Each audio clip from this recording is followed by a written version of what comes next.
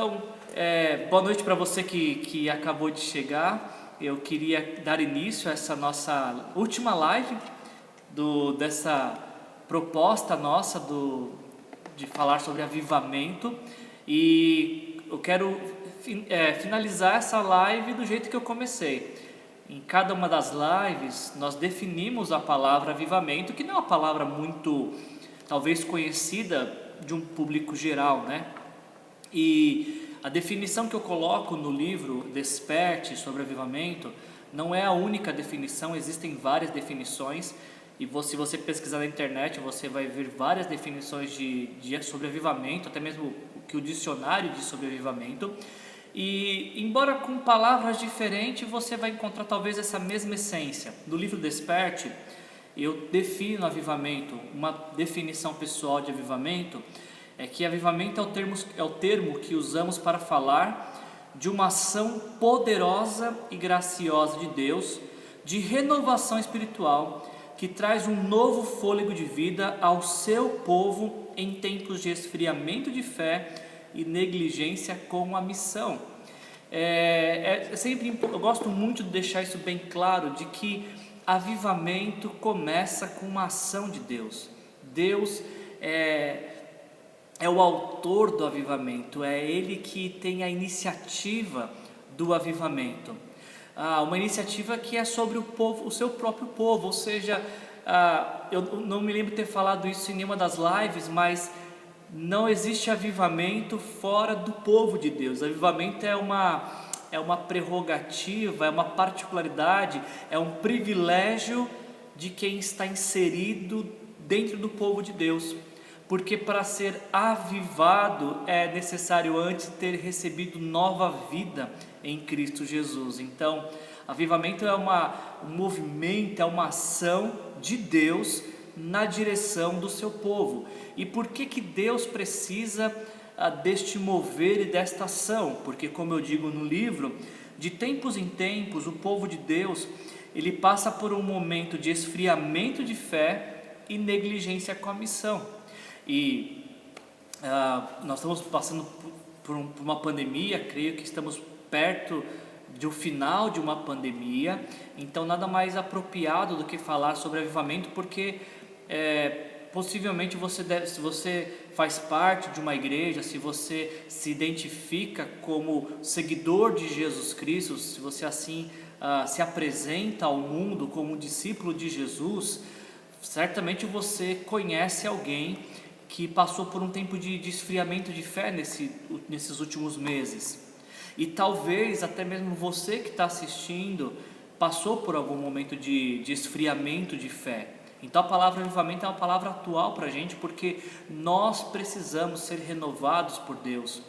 Quando nesta pandemia nós perdemos os nossos templos, perdemos no sentido de não podermos mais termos os encontros presenciais, muitas pessoas ficaram perdidas, ficaram sem rumo, porque a sua fé estava vinculada ao prédio, vinculada ao espaço, vinculada ao evento, vinculada à programação. A vida cristã de muitos se desenvolveu nos encontros, se desenvolveu nas programações e não, existe um benefício dos encontros, obviamente, existe o benefício da programação, é evidente, mas a nossa fé não pode estar estabelecida em prédio, em evento, em programação.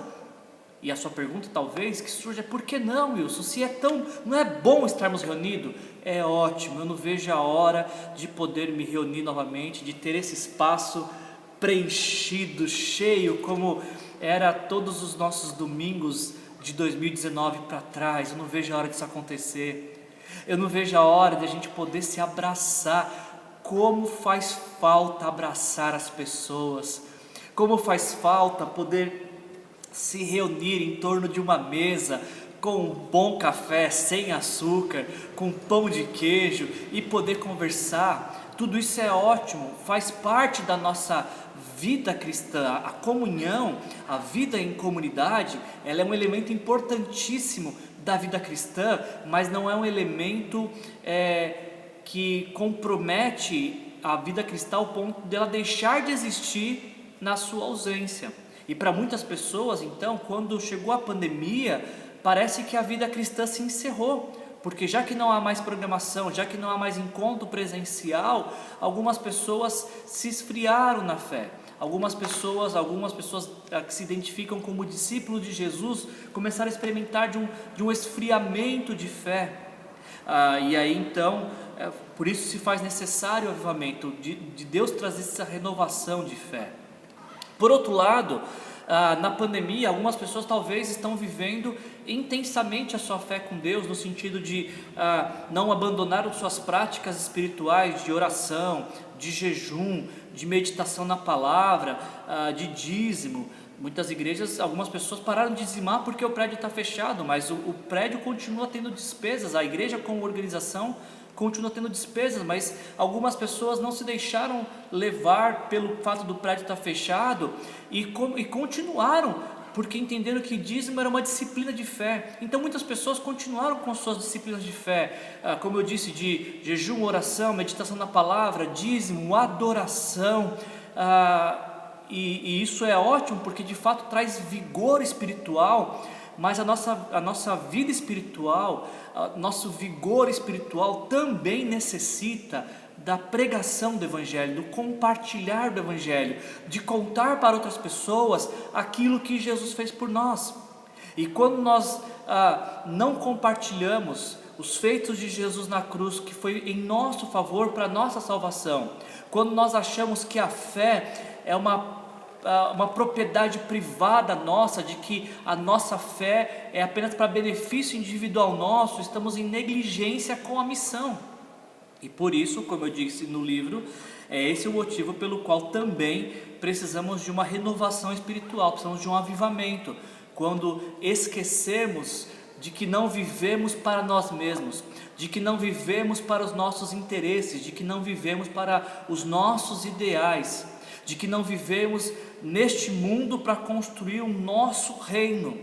Estamos aqui neste mundo para trazer a realidade do reino de Deus. E eu queria te perguntar então isso: como é que você está trazendo a realidade do reino de Deus onde você está inserido, onde você está inserida?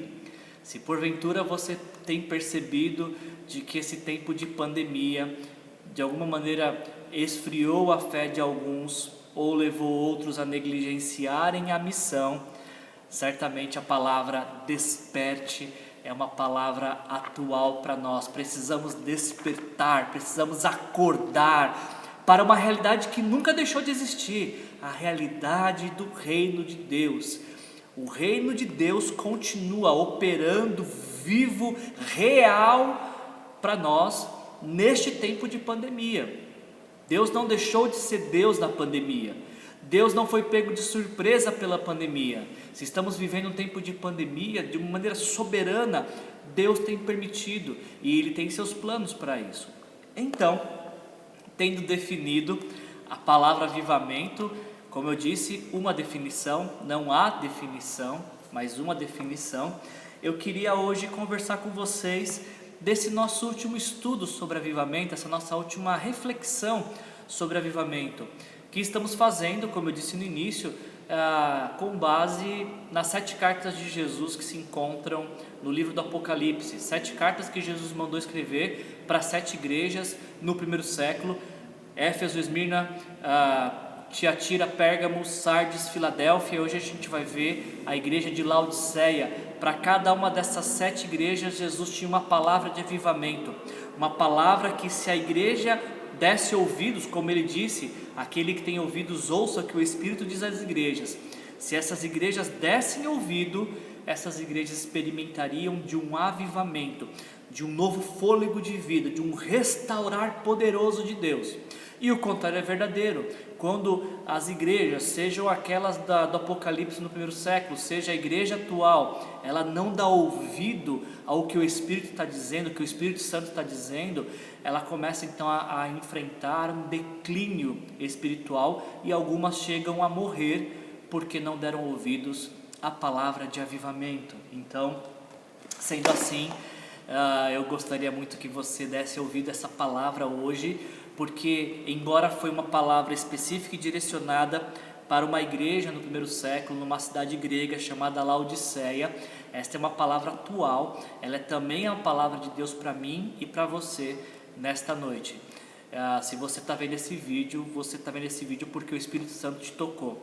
Foi essa minha oração, que quem aqui estivesse ou quando estivesse, porque pode ser que você esteja assistindo esse vídeo, não esteja assistindo ao vivo, mas de alguma maneira esse vídeo chegou até você porque Deus quer falar algo especial com você, comigo. Então, se você tem ouvidos, dê atenção que o Espírito Santo quer falar com você nesta noite, em nome de Jesus. E eu quero te convidar então a refletir em Apocalipse capítulo 3, versículos de 14 a 22, Apocalipse capítulo 3, versículos 14 a 22.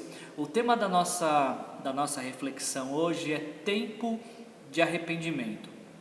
O avivamento ele começa com arrependimento, quando Deus toca o seu povo que está passando por esfriamento de fé ou negligência com a missão. A primeira ação é de arrependimento. Se você precisa de renovo de Deus, o primeiro passo é arrepender-se.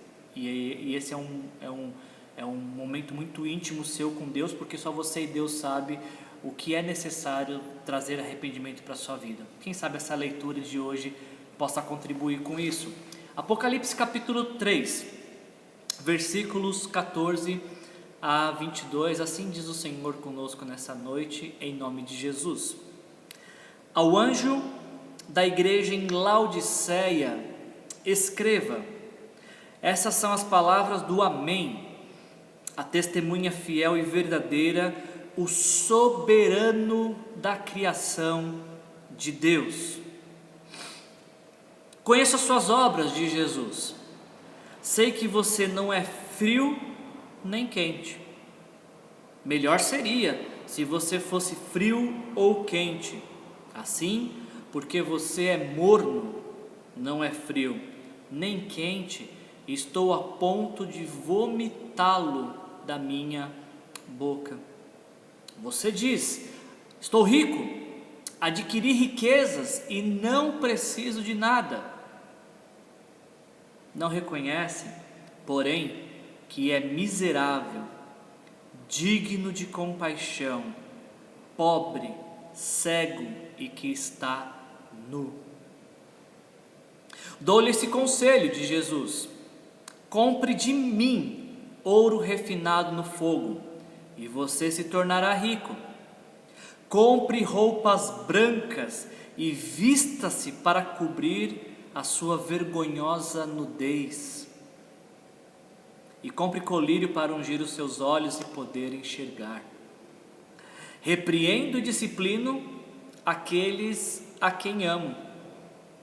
Por isso, seja diligente e arrepende-se de Jesus. Eis que estou à porta e bato. Se alguém ouvir a minha voz e abrir a porta, entrarei e cearei com ele e ele comigo. Ao vencedor, e apenas ao vencedor, diz Jesus, darei o direito de sentar-se comigo em meu trono, assim como eu também venci e sentei-me com meu Pai em seu trono.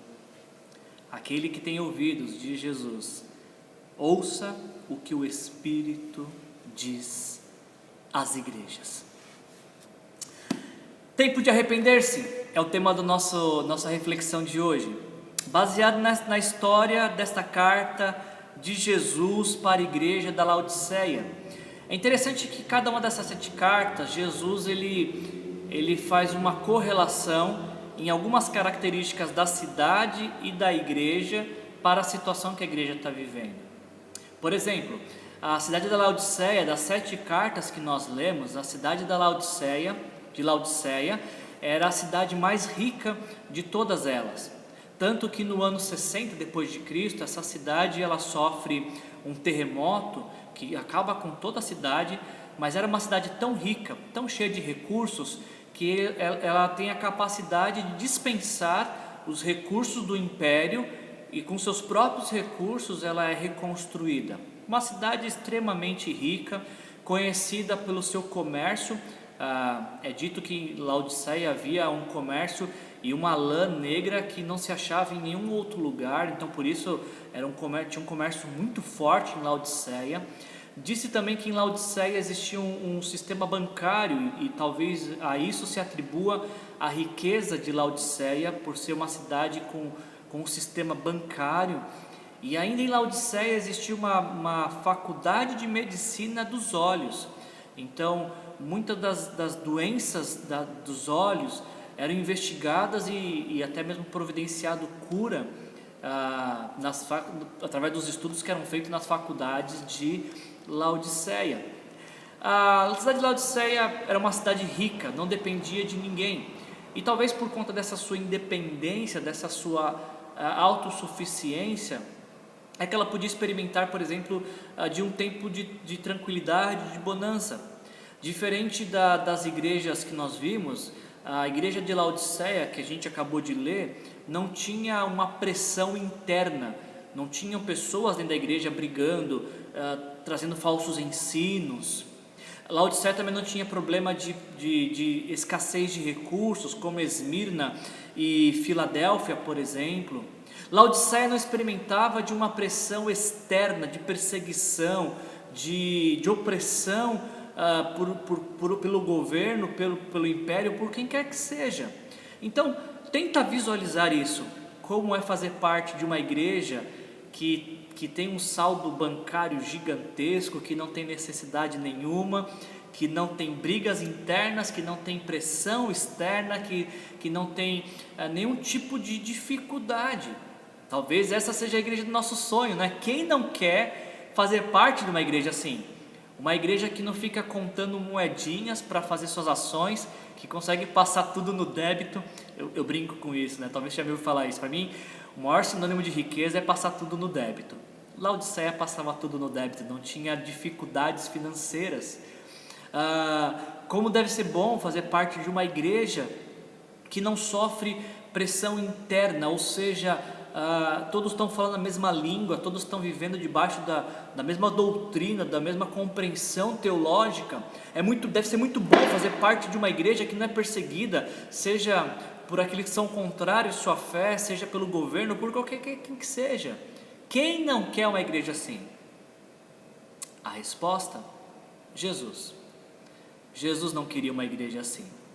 Jesus, apesar dessa cidade de Laodiceia ser uma cidade rica e cheia de recursos, tinha um problema que na cidade de Laodiceia não tinha como solucionar, que era o abastecimento de água, porque a cidade de Laodiceia ela era abastecida por duas fontes, uma fonte que vinha da cidade de Hierápolis e que trazia águas quentes e termais, medicinais, e a outra fonte vinha da cidade de Colossos, que aí já eram águas geladas, refrescantes. O problema é que quando essas duas fontes cruzavam e chegavam em Laodiceia, chegava com uma água morna e consequentemente não se podia beber, não era uma água potável. E Jesus usa essa particularidade, essa questão das águas mornas para iniciar o seu discurso e a sua repreensão a essa igreja, porque Jesus diz para essa igreja no versículo 15: eu conheço as suas obras. Ou seja, Jesus está reconhecendo que a igreja de Laodiceia era uma igreja que estava atuando, que estava trabalhando, que não tinha interrompido suas atividades de igreja, ainda se identificava como igreja de Jesus.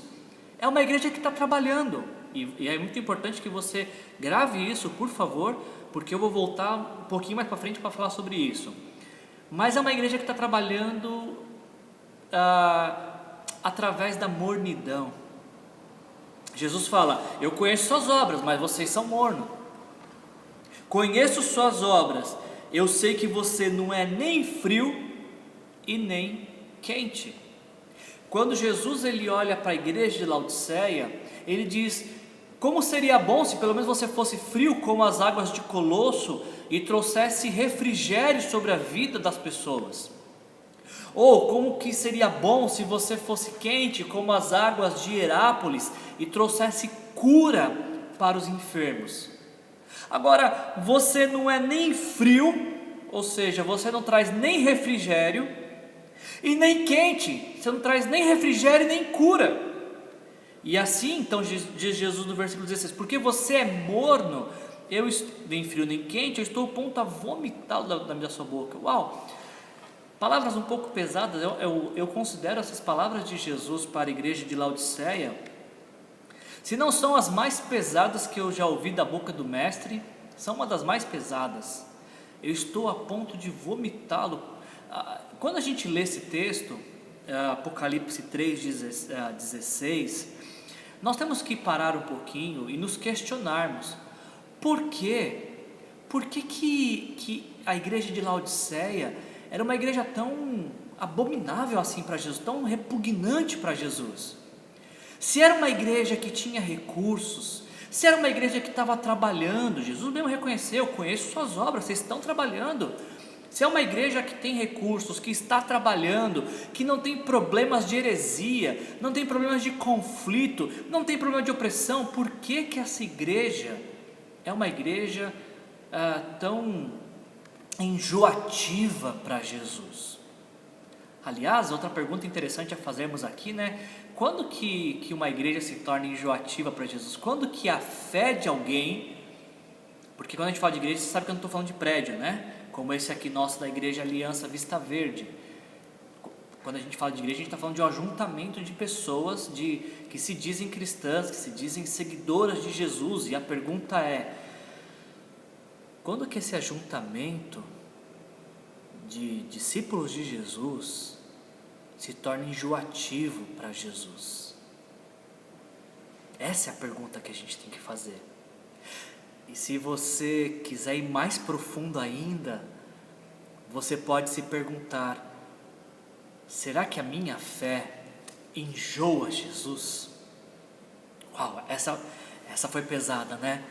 Será que a minha fé, ao invés de alegrar Jesus, como a fé do centurião? Uma vez Jesus encontrou com um centurião, Jesus encontrou com um servo de um centurião, que pediu para que Jesus curasse o seu outro servo, e Jesus estava se propondo a ir à casa desse centurião, e o servo do centurião disse assim: meu senhor disse para o senhor não vir, porque ele não é digno de receber a tua presença. Uma só palavra é suficiente para que o servo dele possa ser curado. E Jesus fica admirado com aquela fé.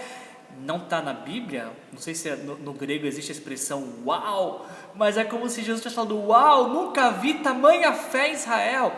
A fé de um centurião romano, incrédulo no sentido de que não tinha tido a experiência de se render a Jesus, não era discípulo de Jesus. É uma fé que trouxe admiração a Jesus. Ixi, eu poderia falar tanto, gente. Eu lembrei agora da mulher Cirofenícia, né, de que está clamando para que Jesus liberte sua filha, e Jesus fala: olha, não convém dar o pão aos cachorrinhos, tirar da boca dos filhos. E essa mulher fala: mas os cachorrinhos comem das migalhas que caem da mesa. Ou seja, Jesus, o milagre que o Senhor fizer, por menor que seja, já é gigantesco, vai trazer vida para minha filha. E Jesus novamente: uau, nunca vi tamanha fé. Existe algum tipo de fé que provoca admiração em Jesus. Em contrapartida, como a gente está vendo aqui, tem algum tipo de fé que provoca enjoo em Jesus. E antes de você responder se a sua fé ela alegra Jesus, ela provoca admiração de Jesus ou enjoo, vamos considerar o seguinte: o que seria uma pessoa morna, então? Porque o problema aqui não era a pessoa fria no sentido de trazer refrigério, e também o problema não era a pessoa quente, não a quente fervorosa, não tem nada a ver com isso, mas a quente no sentido de trazer cura. O problema aqui, relacionado com Jesus, é um grupo de pessoas, uma igreja morna. Então a pergunta a ser feita é: o que é uma igreja morna? Ou quando que uma igreja se torna morna? Como é que uma igreja fica morna?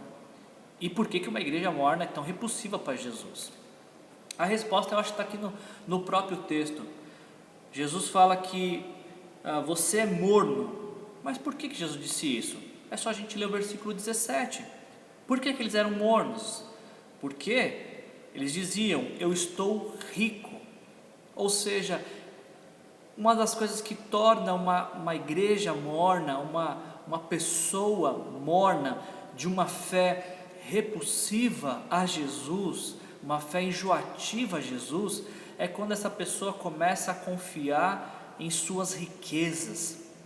Porque você talvez já tenha ouvido falar de que a riqueza na Bíblia, ela invoca para si um poder de divindade. Quem tem dinheiro não passa vontade. Quem tem dinheiro a todo momento tem seus desejos atendidos, e muitas pessoas se perdem ou porque têm dinheiro e acabam fazendo sempre suas vontades serem realizadas, ou se perdem no desejo de ter dinheiro, de ter mais dinheiro. E Jesus está falando que uma fé enjoativa é aquela fé de pessoas que talvez carreguem o nome de cristãs, de discípulos de Jesus, mas a sua confiança não está em Jesus, está no dinheiro, ou no dinheiro que tem, ou no dinheiro que gostaria de ter.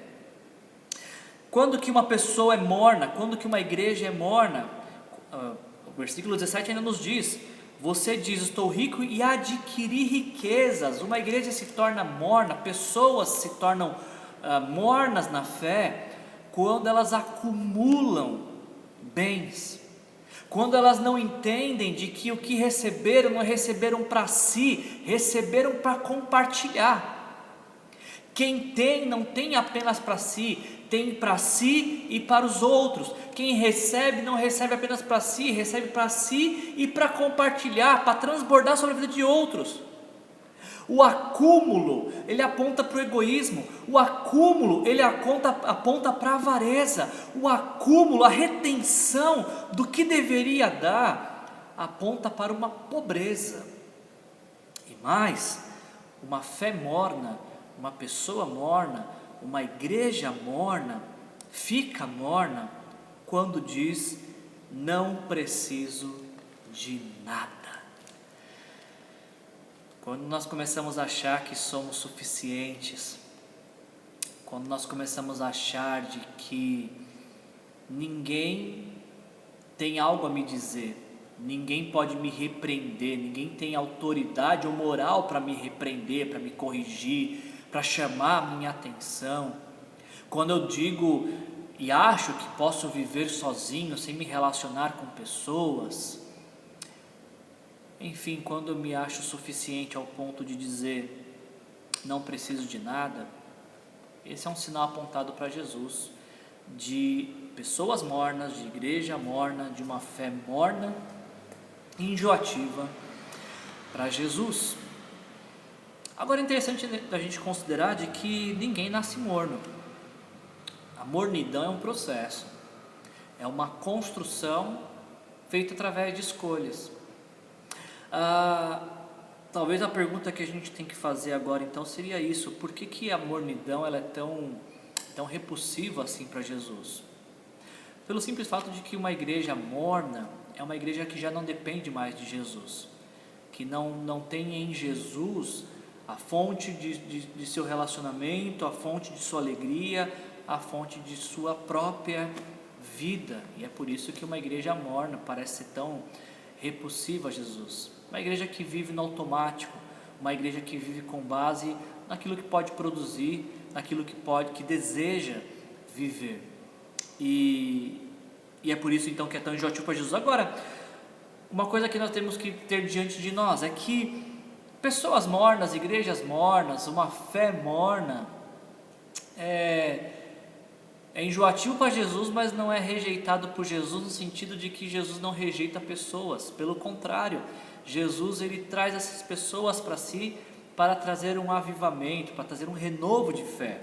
E é o que vai acontecer a partir do versículo 8. Jesus diz: dou-lhe este conselho, ou seja, apesar de você ser morno, tem uma palavra de avivamento para a sua vida. E qual era a palavra de Jesus para a igreja de Laodiceia para dar fim à mornidão? Primeiro, compre de mim ouro refinado no fogo e você se tornará rico. Jesus está fazendo alusão de adquirir riquezas com Ele. E que riqueza que Jesus tem para oferecer, a não ser o Evangelho, a vida eterna. Em Mateus capítulo 13, versículos 44 a 46, Jesus está falando de uma parábola, falando da pérola de grande valor que um comerciante, achando, se desfaz de tudo que tem para poder ficar com essa pérola. Quando Jesus está falando aqui de ouro refinado, ele está falando desse tesouro único, singular, que é a vida eterna que ele tem para nos dar. Quando Jesus vem ao mundo, ele vem ao mundo para morrer pelos nossos pecados. A cruz que Jesus carregou, a cruz que Jesus subiu e na qual foi crucificado, era uma cruz que simbolicamente estava reservada para mim e para você, porque nós pecamos. Não foi Jesus que pecou, Jesus não tem pecado, não tinha pecado. Nós temos pecado, nós pecamos contra Deus. Só que Jesus assume nosso lugar, assume nossa culpa, para nos poder conceder vida eterna. Então, quando a gente entrega a vida para Jesus, reconhecendo e recebendo Jesus como Senhor e Salvador da nossa vida, nós recebemos esse tesouro único e precioso. E é o que Jesus está falando: não confie, Laodiceia, em suas riquezas, não confie nas promessas do dinheiro, confie nesse ouro puro, refinado, que é a vida eterna, a promessa de vida eterna. Ainda, ele diz: compre roupas brancas e vista-se para cobrir a sua vergonhosa nudez. Roupas brancas sempre fala de santidade na Bíblia, sempre fala de conduta. Então a ideia de comprar roupas aqui, na verdade, é se vestir de uma conduta digna do Evangelho. E ainda, compre colírio para ungir os seus olhos e poder enxergar. Essa aqui é interessante, né? Na cidade onde tem uma faculdade de medicina dos olhos, Jesus está falando, viu? Essa faculdade até pode curar algumas doenças físicas da vista, né? Mas existe uma doença da vista que é espiritual, e essa só Jesus pode curar. Por isso que ele fala: compre de mim colírio. É ele que tem um colírio que nos faz enxergar como ele nos enxerga. Porque às vezes há uma grande diferença, né, de como nós nos enxergamos e como Jesus nos enxerga. Laodiceia se enxergava rica, se enxergava como uma igreja que adquiria riqueza e que não precisa de nada. Era assim que Laodiceia se enxergava. Mas há uma grande desconexão de como Laodiceia se enxergava e de como Jesus enxergava Laodiceia. E isso, a gente pode incorrer no mesmo risco de nos enxergarmos de uma forma e Jesus está vendo completamente outra. Isso funciona de dois lados, porque algumas pessoas quando olham para si, quando olham para o espelho, o que essas pessoas veem é alguém extraordinário, fantástico, único, que não precisa de ninguém. E Jesus fala: você está achando demais, está vendo demais, não tem nada disso aí não. Você é miserável, pobre, cego, está nu. O outro extremo disso é pessoas que olham para si, não conseguem enxergar nada de bom, nada de valioso, e dizem: eu não presto para nada, eu não sirvo para nada, não sei o que eu estou fazendo neste mundo. E Jesus fala: você está enxergando errado, compra de mim colírio, porque eu te amo e você é precioso, preciosa para mim. Como que você não vale nada? Você vale o sangue do Cordeiro de Deus, você vale o sangue de Jesus, tua vida é única, tua vida é preciosa. Então, colírio de Jesus, essa renovação da visão nos dada por Jesus, não nos deixa nem enxergar de mais do que somos, nem enxergar de menos.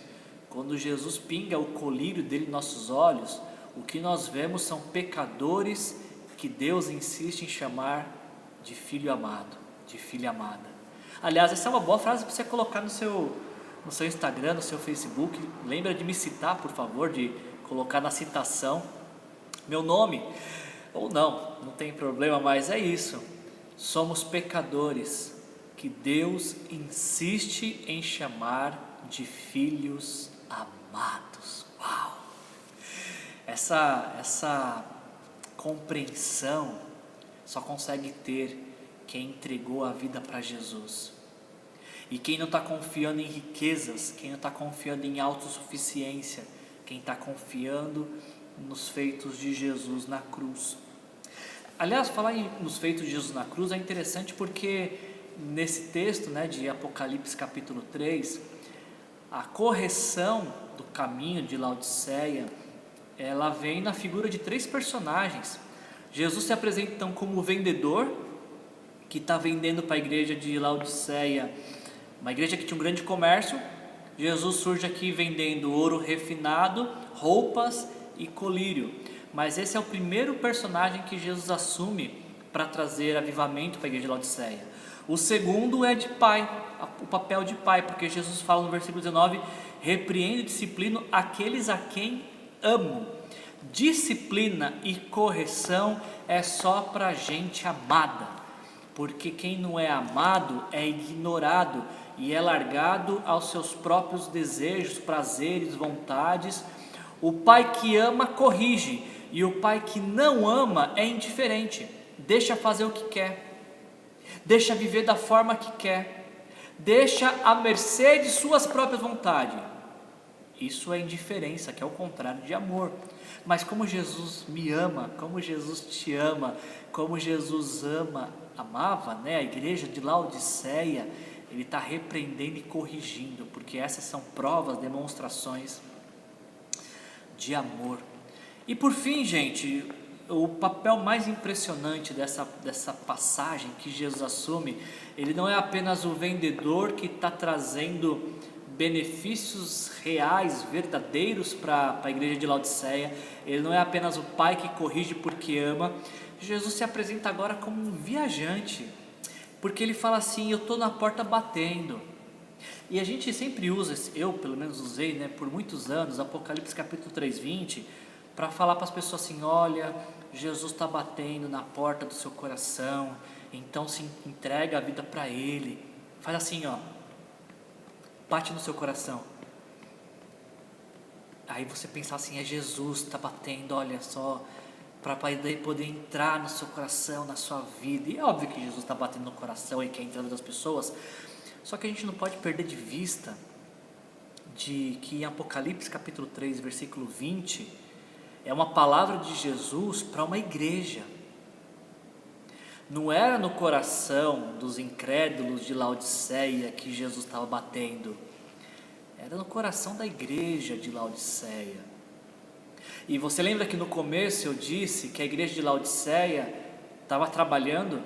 Jesus disse: eu conheço suas obras, mas eu não estou aí com vocês, porque eu estou batendo tudo lá de fora.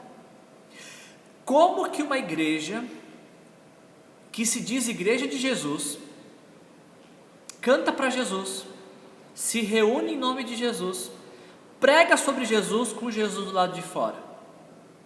Você consegue entender isso? O nome disso é Laodiceia. E o nome disso talvez seja igrejas, algumas das igrejas contemporâneas. Porque igrejas que falam de Jesus, mas no nome de Jesus, né, mas para benefícios pessoais, igrejas que falam que estão cantando para Jesus, mas que a letra das músicas falam de sentimentos, colocam eu na primeira pessoa, no centro da música.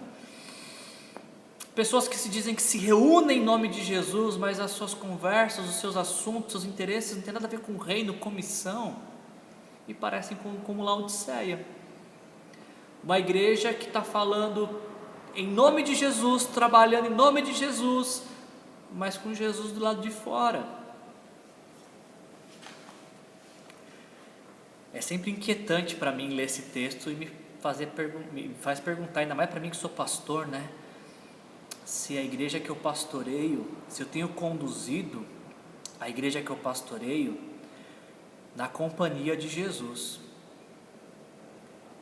É sempre um desafio, um temor para mim como pastor, não colocar Jesus de fora para fazer reinar a minha vontade no meio desse rebanho, e nem mesmo colocar Jesus de fora para atender a vontade do rebanho, porque as duas coisas são extremamente perigosas, tanto do pastor que quer liderar a igreja de acordo com sua vontade, como ditador, ou da igreja que quer conduzir-se a si própria. Nem sei se existe essa frase, estou até com vergonha porque a Kátia está aqui presente.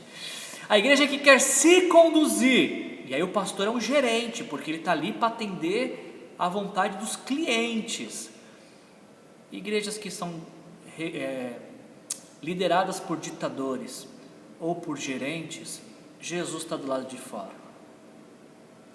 E é por isso que eu gosto sempre de dizer que entendo o meu chamado pastoral, que fui chamado para ser pastor auxiliar da igreja que eu pastoreio, porque o pastor titular, presidente, o pastor líder que todos seguem, ele atende pelo nome de Jesus, o Filho de Deus. Mas isso não se aplica apenas à igreja, como grupo, como comunidade de discípulos, isso se aplica também a indivíduos, a nossa realidade individual na caminhada com Jesus. Olha para a tua vida agora, olha para as suas decisões, olha para os teus sonhos, olha para a forma como você está vivendo. E aí você diria para mim que Jesus está vivendo dentro desta história da sua vida, ou ele está do lado de fora, batendo, querendo entrar? Esse é o desafio que essa carta trouxe para nós. Se arrepender, ou seja, reconhecer se porventura estamos dependendo mais de riquezas do que podemos acumular, estamos dependendo mais de nós mesmos do que de Deus, se estamos deixando Jesus de fora e não do lado de dentro, enfim. O que nós precisamos arrepender é uma questão muito particular, individual, que Deus fala com cada um de nós, e eu espero que você possa experimentar de um tempo de quebrantamento de coração, de uma experiência profunda com o Espírito Santo. Essa é a palavra de avivamento a todas as igrejas: aquele que tem ouvidos, ouça o que o Espírito diz às igrejas. Por quê? Porque quem está ouvindo o Espírito Santo está cheio de vida de Deus. Gente, a gente termina assim as nossas lives sobre avivamento. Termina pelo menos esse bloco, né? Porque quem sabe semana que vem ou nos próximos meses Deus dá uma outra direção. Se você gostou também, você pode me procurar, mandar uma mensagem para me sugerir temas, enfim. Foi um tempo muito proveitoso e eu espero que você tenha gostado desses estudos. Eu finalizo também relembrando de que o livro que eu escrevi, o livro Desperte, me encorajou a fazer essas lives e a pensar um pouco sobre avivamento, e eu queria te encorajar a adquirir o livro. Se você já adquiriu, eu queria te encorajar a adquirir outro para dar de presente, ou simplesmente indicar, né, o livro, porque todo o valor arrecadado com a venda do livro e agora dos e-books, nós estamos destinando para a plantação de igreja, a formação de novos pastores e o projeto de missões da Aliança Brasileira. Mas mais do que isso, sabe, gente, aqueles que estão lendo o livro, que estão me dando retorno, estão dizendo que estão encontrando nesse livro palavras desafiadoras, palavras encorajadoras. Então eu tenho certeza que você vai ler algo aqui dentro que vai encorajar a sua vida. Eu falo até isso no começo. Deixa eu ver onde é que eu falo isso, eu só preciso procurar. Aqui, ó, eu falo nos agradecimentos. Eu falo assim, ó: se você ler algo neste livro que de alguma forma te faça perceber que Deus te ama e se preocupa com você mais do que você pode imaginar, então saiba que eu não tive nada a ver com isso. Se você for tocada por Deus através dessa leitura, esta é uma obra de inteira responsabilidade da graça dele sobre a sua vida. Talvez este livro apenas te ajudou a perceber que antes de você procurar Deus, ele já estava à sua procura há muito tempo. Aproveita que vocês dois se encontraram e entregue a sua vida a ele hoje mesmo. Jesus abençoe a sua vida. É isso, eu espero que na leitura, essa foi minha oração quando eu estava escrevendo esse livro. Toda hora que eu estava escrevendo ali, eu estava pensando em você, leitor, e estava pensando: Deus, que esse leitor que adquirir esse livro leia algo aqui que coloque ele em contato com o Senhor, numa relação com o Senhor. Então eu encerro esse tempo hoje trazendo esse encorajamento. Viva uma vida guiada pelo Espírito Santo. Ouça o que o Espírito Santo está te dizendo. E compre o livro Desperte, indique o livro Desperte para alguém, compartilhe no seu stories, compartilhe nas suas redes sociais. Você vai tanto ajudar na arrecadação que vai ser revertido para projetos da Aliança Brasileira, mas principalmente pode ser que no seu compartilhar, no seu encorajamento, você também está levando a palavra desperte para alguém, está levando alguém a despertar para a realidade de quanto Deus o ama e se importa com vocês. Muito obrigado, gente, por esse tempo. Nos vemos em uma próxima live em algum momento desse ano. Um grande abraço para todos vocês. Muito obrigado por tudo. Que Jesus te abençoe. Tchau.